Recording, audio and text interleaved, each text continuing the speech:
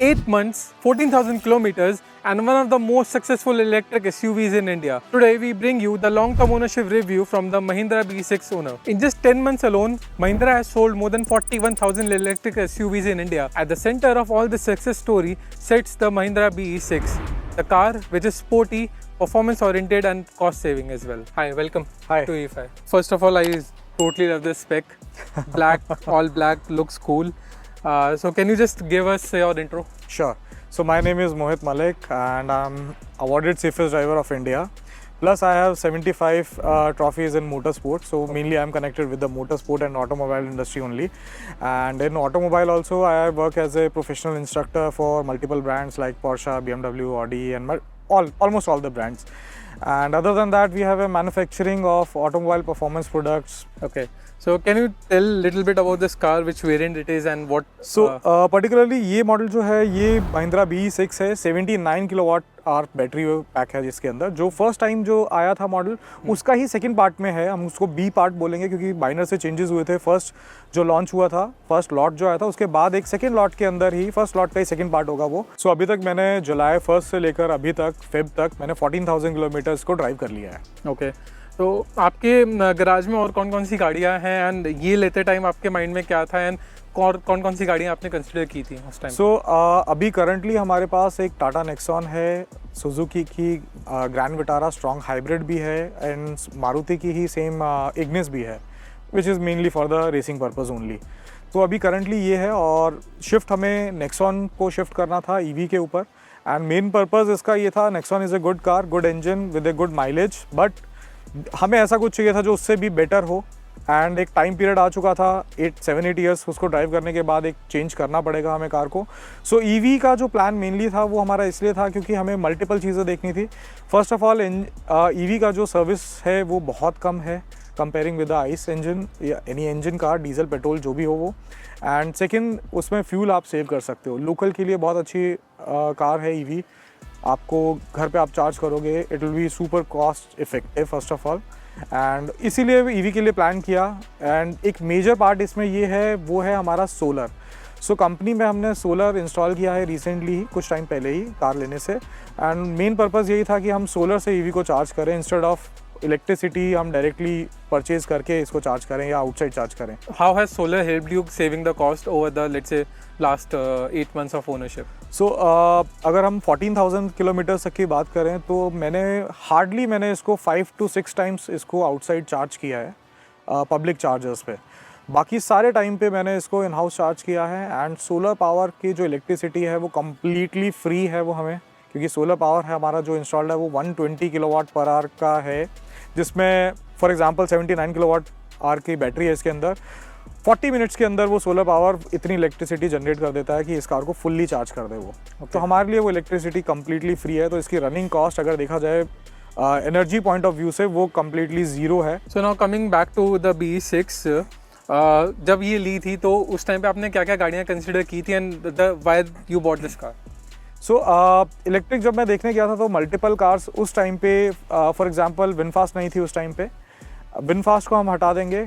Creta थी उस time पे, क्रेटा को मैंने नहीं कंसिडर किया क्योंकि वो सेम एज इट इज़ आपकी जो आइस है सेम वैसी ही दिखती है, सब कुछ सेम है और मुझे क्रेटा की पर्सनली मुझे लुक पसंद नहीं है। सेकेंडरी था कि टाटा की कार्स थी उस टाइम पे, कर्व आई थी रिसेंटली, बट टाटा कार्स को मैं अवॉइड करना चाह रहा हूँ रिलायबिलिटी की वजह से, क्योंकि टाटा कार्स रिलायबल नहीं है एंड इश्यूज़ प्रॉब्लम ये नहीं है कि इश्यूज़ आते हैं, प्रॉब्लम ये है कि वो सॉल्व नहीं कर पाते हैं।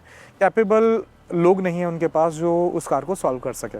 सो मैंने प्लान तो विंडसर ईवी का किया था क्योंकि वो वैल्यू फॉर मनी कार मुझे लगती थी। सो विंडसर ईवी जब लॉन्च हुई थी तो I was driving that car launch के टाइम पे एंड मुझे उस टाइम तक उसका प्राइस पॉइंट नहीं पता था एंड फुल डे ड्राइव करने के बाद मुझे ऐसा लगता था ये कार समवेयर अराउंड 30-35 लाख के रेंज में आने वाली है, क्योंकि उसके जो फीचर्स है उसका स्पेशियस है वो इतनी, उसका सिटिंग कंफर्ट जो है सब कुछ बहुत अल्टीमेट था। डेफिनेटली जो चीज़ लोगों को विंडसर के लिए थोड़ा सा नेगेटिव पॉइंट लगता है वो है उसकी लुक्स, बट मुझे वो बहुत अपीलिंग लगी थी क्योंकि कुछ डिफरेंट है वो।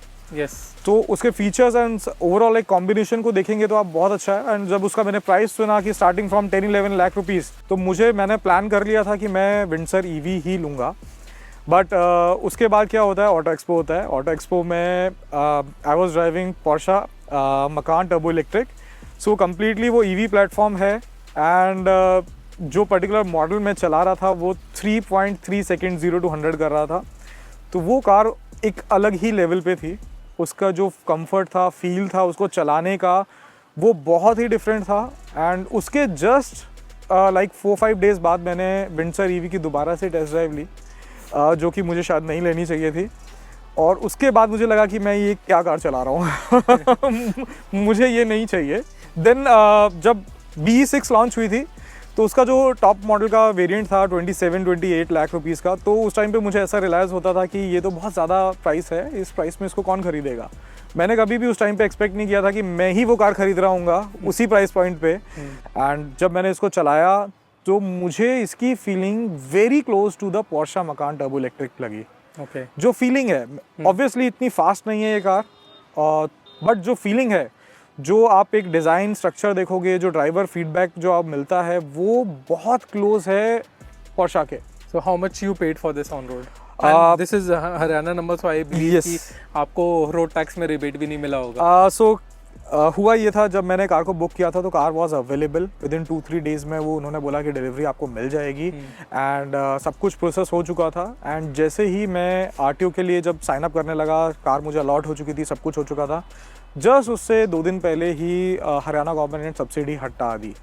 तो मुझे ये ऑलमोस्ट 2.5 लाख रुपए महंगी पड़ गई एंड यूज़र किसी भी और से जिसने मुझसे 2 दिन पहले लिया होगा। सो मुझे on road almost 32 point something की ऑन रोड पड़ी है। ओके। सो सिंस आपके पास ये गाड़ी ऑलमोस्ट 8 मंथ से ऊपर हो गया लिए हुए, तो अभी तब से लेके अब तक आपने क्या क्या चीज़ें नोटिस करी कि यार दिस इज़ गुड, ये बहुत ही बढ़िया आपने एक्सप्लोर किया, या maybe over the time you have felt कि car has gone better in terms of some features और समथिंग टेक और समथिंग? सो डे 1 पे जब मैंने कार को परचेज़ किया था, मुझे ऑलमोस्ट 10 डेज़ लग गए थे इसको थोड़ा सा ड्राइविंग स्टाइल एडजस्ट करने में। नॉर्मली मुझे इतना टाइम लगता नहीं है क्योंकि मुझे आदत है मल्टीपल कार्स चलाने का, मल्टीपल ब्रांड्स के लिए। बट इसको मुझे ट्रैफिक में चलाने में थोड़ा सा टाइम लगा क्योंकि एक तो बहुत ज़्यादा वाइड है कार, जो कि रियलाइज़ आप नहीं करते हो। कार इतनी ज़्यादा बड़ी नहीं है, फॉर्च्यूनर नहीं है, बट ये वाइडर है बहुत ज़्यादा, तो आपको थोड़ा सा एडजस्ट करने में थोड़ा सा टाइम लगता है। स्टीयरिंग व्हील जो है फ्लैट है नीचे से भी और ऊपर से भी। जब आप टर्न करते हो तो उस टाइम पे लगता है आपने कोई रॉड पकड़ी हुई है, बट वो धीरे धीरे ठीक होता चला गया क्योंकि आपको हैबिट है कि आप राउंड एक स्टीयरिंग को चलाएंगे। तो ओवर द टाइम पीरियड वो विद इन 10-15 डेज़ में ठीक होता चला गया। And over the time period car improve हुई है, मैं ये कहूँगा।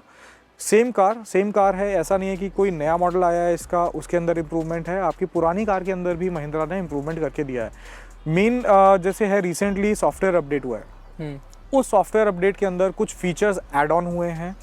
आइडेंटिटी फीचर है एक, आप ड्राइवर ड्राउजीनेस वाला फीचर है, उसको ऑन ऑफ भी कर सकते हो, जो कि पहले नहीं था। अप्रोच लॉक अनलॉक वाला जो फीचर है वो एकदम से ऐड ऑन हो गया, जो पहले नहीं था इनिशियल कार्स के अंदर। और मैं मेजर जो अपडेट मैं कहूँगा वो ये है सस्पेंशन का।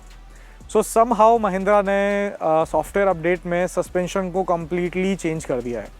सो पहले जो सस्पेंशन था वो थोड़ा स्टिफ था, तो क्योंकि मैं रेस कार भी एक चला रहा हूँ और मैं उसको एक्सट्रीम स्टिफ सेटिंग पे भी चला चुका हूँ, तो मेरे लिए स्टिल ओके है, मैं स्टिफर साइड पे चला सकता हूँ। बट जो डेली ड्राइव वाले लोग हैं उनको वो चीज़ कभी कहीं पे भी अच्छी नहीं लग रही थी। सो फॉर एग्जांपल मेरी फैमिली में भी लोगों को लग रहा था कि बहुत ज़्यादा स्टिफ है सस्पेंशन। सो अब जो सॉफ्टवेयर अपडेट आया है उसके अंदर कम्प्लीटली सस्पेंशन का सेटअप चेंज हो गया है, एकदम से 80% सॉफ्ट हो गया है वो सस्पेंशन। फॉर एग्जाम्पल मेरी फैमिली में 3 डिफरेंट मेम्बर्स हैं, डिफरेंट टाइमिंग पे बैठ के बताया कि एकदम से तेरी कार बहुत बेटर चलने लग गई है। सस्पेंशन सॉफ्ट हो गया है, कुछ कराया है क्या, सस्पेंशन चेंज किया है क्या? अभी तक आपने जैसे 14,000 किलोमीटर चलाई, तो I am sure it would be have been a mix of highway, city and maybe some outskirts. तो क्या पैटर्न है आपका, कैसे आप चलाते हैं, कहाँ? सो नॉर्मल मेरी ड्राइविंग मेजरली मेरी सिटी के अंदर रहती है, ऑफिस से घर, घर से ऑफिस, और NCR के अंदर मेनली। एंड NCR में सिंगल डे पे मैं 50 to 100 किलोमीटर, 150 किलोमीटर भी ड्राइव हो जाता है लोकल के अंदर। एंड हाईवे पे मैं लेके जाता हूँ like once in a month मेरी हाईवे पे कार जाती है। सो कुछ मल्टीपल मैंने ट्रिप्स भी कर लिए हैं, रुद्रपुर तक के लिए कर लिए हैं, जयपुर तक के करे हैं, और थोड़ा जितना भी है 200-300 किलोमीटर्स की रेंज में वो मैं ऑलरेडी कवर अप कर चुका हूँ।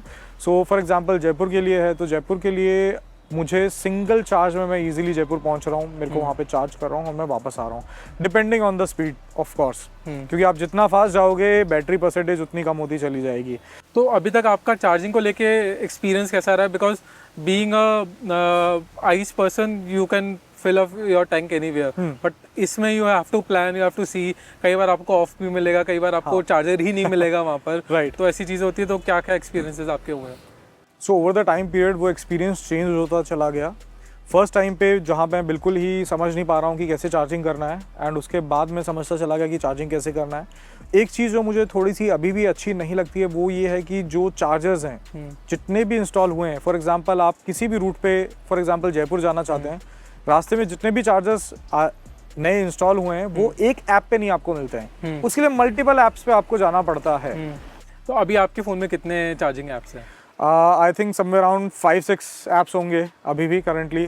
सारे चार्जर्स के लिए अलग अलग ऐप है. स्टैटिक का भी है मेरे पास, टाटा का भी है, जियो का भी है, आयन चार्जर है, चार्ज जोन का है. सो सारे मल्टीपल चार्जर्स हैं जो कि मुझे स्टिल अभी भी लगता है कि एक प्लेटफॉर्म पे अगर होते तो ज़्यादा बेटर है. आपका नेक्स्ट प्लान क्या है इस गाड़ी के साथ? आप कहीं ट्रिप प्लान कर रहे हैं, समथिंग लॉन्ग, समथिंग क्रेजी, जहाँ आपको लगे कि यार this is what EV is all about, कि आपको थोड़ा सा लगे कि यार यहाँ पर थोड़ा सा नर्वसनेस है कि चार्जर मिलेगा नहीं मिलेगा? सो मैं अब नेक्स्ट 3-4 डेज़ के अंदर एक ट्रिप प्लान कर रहा हूँ नासिक के लिए. वहाँ पे हमारी एक रैली है INRC. सो मैं वहाँ प्लान कर रहा हूँ जाने के लिए, taking BE6 with me. And थोड़ा सा मेरे को माइंड में है कि चार्जिंग पॉइंट्स बीच में मिलेंगे या नहीं मिलेंगे. For example Delhi Mumbai highway जो है उसमें सिर्फ 1 या 2 ही चार्जर हैं जो अभी तक आपको मिल रहे हैं. नेक्स्ट चार्जर आपको सीधा कोटा में मिलता है, एंड वो मुझे नहीं पता है कि वो मुझे ऑन मिलेगा उस टाइम पे, खाली भी मिलेगा या फिर वो वर्किंग कंडीशन में होगा, क्या होगा. एंड फॉर एग्जांपल वो वर्किंग कंडीशन में नहीं है और मैं फिर कहाँ पे कार को चार्ज करूँगा. मैंने 3-4 दिन पहले ही अभी महिंद्रा का 180 किलोवाट वाला जो चार्जर है वो यूज़ किया है, and you won't believe it कि वो कितना फास्ट है. सो मुझे घर तक आने के लिए 30-40 किलोमीटर्स की रेंज चाहिए थी अप्रॉक्स, एंड मैंने चार्जर को इंस्टॉल किया है, ऐप को स्टार्ट किया है, एंड मैंने अपना सामान कार से निकाला है और इतनी देर के अंदर उसने 50 किलोमीटर्स की रेंज चार्ज भी कर दिया है. ओके. तो वो मेरे लिए बहुत ज़्यादा शॉकिंग था क्योंकि मैंने प्रॉपर तरीके से मैं कार से बाहर भी नहीं निकला हूँ अभी तक. मैं अंदर जा भी नहीं रहा हूँ कुछ खाने के लिए, एंड इतने में मेरी रेंज पूरी इतनी चार्ज हो गई है. सो मल्टीपल चीज़ें जो मुझे इस कार के अंदर अच्छी लगती हैं वो है first of all headlamp. Headlamp के अंदर आपको एक हाई बीम लो बीम जो है वो तो अवेलेबल है ही, उसके साथ में एक बूस्टर लैम्प है. सो उस बूस्टर लैम्प में क्या होता है, जब भी आप 78 किलोमीटर पर आवर की स्पीड से ऊपर जाते हैं तो वो बूस्टर लैम्प ऑन हो जाता है और हाईवे पे जो विजिबिलिटी है वो एकदम से इम्प्रूव हो जाती है. तो इसकी वजह से आपको एक्स्ट्रा लाइट्स लगाने की कोई नीड नहीं है इस कार के अंदर. वो मुझे एक प्लस पॉइंट लगता है. सेकंड प्लस पॉइंट लगता है मुझे फ्रंट का व्यू. सो यहाँ पे जो ओपन है एरिया, सो अगर आप बारिश में चल रहे हैं एंड 90 किलोमीटर पर आवर की स्पीड से भी जा रहे हैं, सो जो एयर यहाँ से निकलती है वो ग्लास को साफ़ कर देती है अपने आप. आपको वाइपर चलाने की ज़रूरत नहीं पड़ती. यस, कंडीशन इसमें ये है कि आपका ग्लास साफ़ होना चाहिए, बिल्कुल गंदा नहीं होना चाहिए, और वो क्लियर रहता है. आपको वाइपर की कोई ज़रूरत नहीं पड़ती है. वो एयर फ्लो इस हिसाब से डिस्ट्रीब्यूटेड है, वो प्रॉपरली आपको विजिबल होगा कि वो ऐसे जा रहा है, सेंटर से आउटसाइड में जा रहा है, एंड ग्लास आपका क्लीन रखेगा. अब आप इसकी थिकनेस देखोगे, ऑलमोस्ट 10 to 12 इंचेस है, जो कि बहुत ज़्यादा वाइड है. आप बहुत ज़्यादा सेफ फील करते हो अंदर, क्योंकि ये थिकनेस पे आपको मारुति कार्स प्रोवाइड नहीं करती हैं. तो ये बहुत ज़्यादा आपको सेफ फील भी कराता है और सेफ है भी ये. एंड रियर में मुझे ये जो ग्लास है इसका वो मुझे बहुत अच्छा लगता है. मुझे बहुत ज़्यादा बड़े ग्लासेस का अच्छा नहीं लगते हैं जो पीछे होते हैं बहुत ज़्यादा विजिबिलिटी वाले. इससे ईजिली मुझे जितना विजिबल एरिया चाहिए होता है ड्राइविंग के टाइम पे वो मुझे विजिबल होता है. एंड अगेन जो स्पॉयलर्स हैं, सेम अगर आप बारिश में चला रहे हैं, बहुत तेज़ भी बारिश हो रही है एंड आप 90 या 100 किलोमीटर पर आवर की स्पीड से चल रहे हैं, तो यहाँ पे एक सिंगल ड्रॉप भी नहीं गिरती है. सो मल्टीपल चीज़ें जो मुझे इस कार के अंदर अच्छी नहीं लगी हैं या फिर महिंद्रा उनको इम्प्रूव कर सकता है. सबसे ज़्यादा वर्स्ट चीज़ है इसके टायर्स. तो ये कंपनी ने गुडियर के टायर मुझे दिए हैं जो कि बिल्कुल भी ग्रिप नहीं करते हैं. एंड अगर आप इसकी कंडीशन देखोगे तो ये ऐसा लगेगा कि ये बिल्कुल टायर घिस चुका है, और ये 14,000 किलोमीटर चला हुआ टायर है.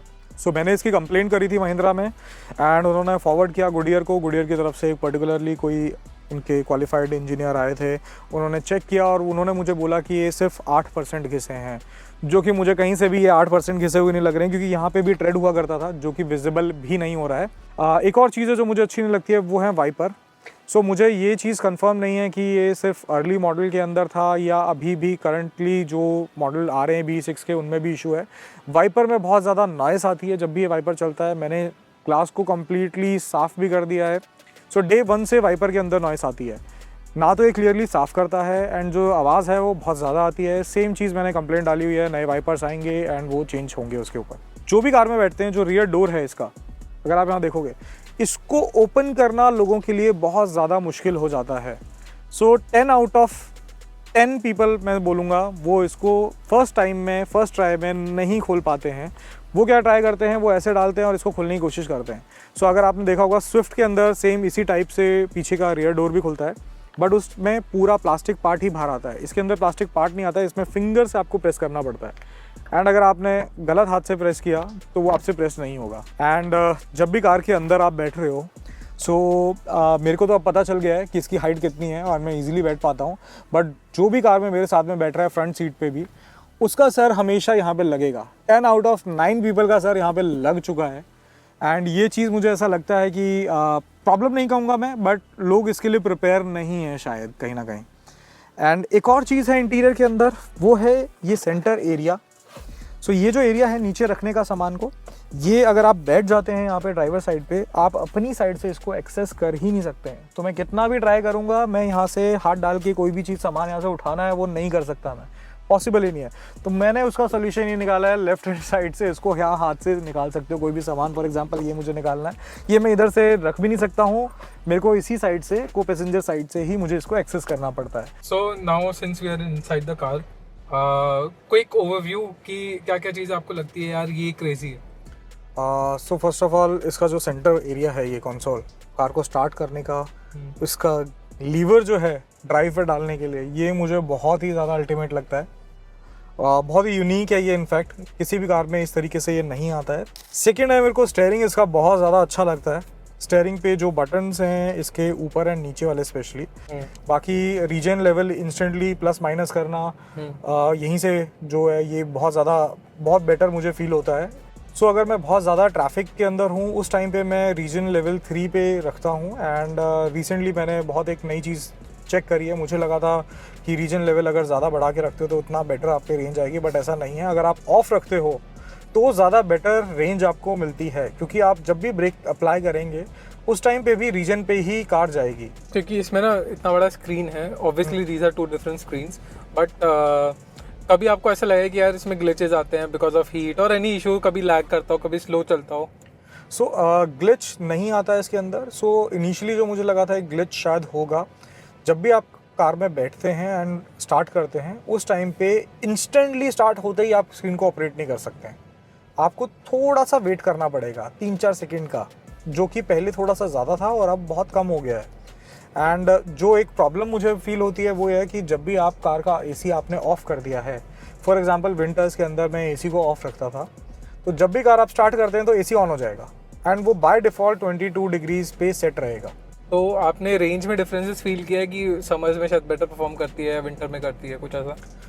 सो समर्स में मैंने कार समर्स में ही ली है, तो उस टाइम पे मेरे को रेस मोड पे चलाने का बहुत ज़्यादा शौक था तो उस टाइम पे रेंज बहुत कम मेरे को मिलती थी क्योंकि मैं रेस मोड पे ज़्यादा चलाता था।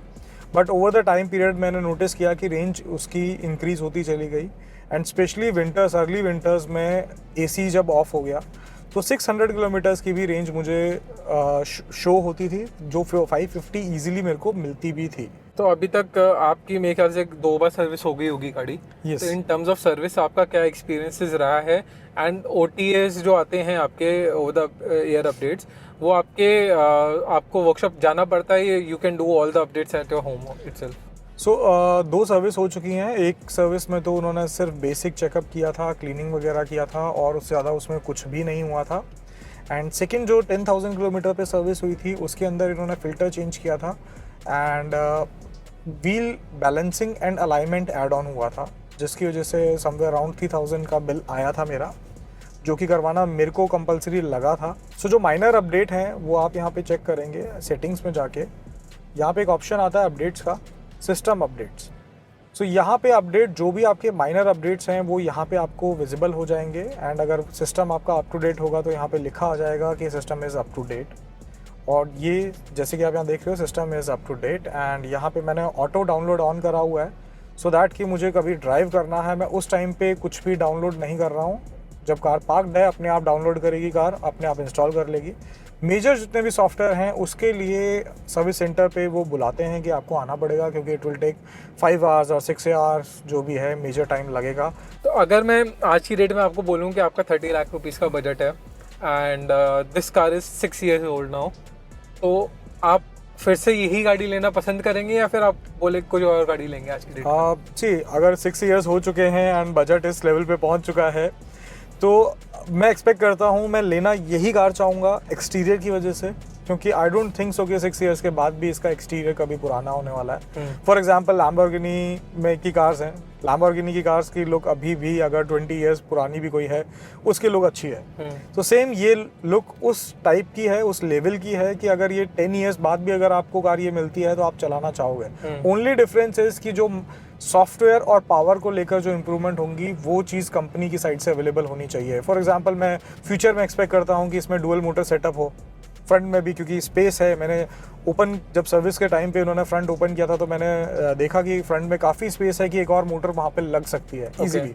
सो I think we had a great time exploring your car with you and so will wish you luck for the Nashik rally and the journey you are going to do with this car. That's going to be the longest journey for you. Yes. So wishing you good luck for that, and thank you for giving us your time. If you are also an EV owner, you can share your experiences in the comments below, or you can connect with us and we can do a similar kind of review with you.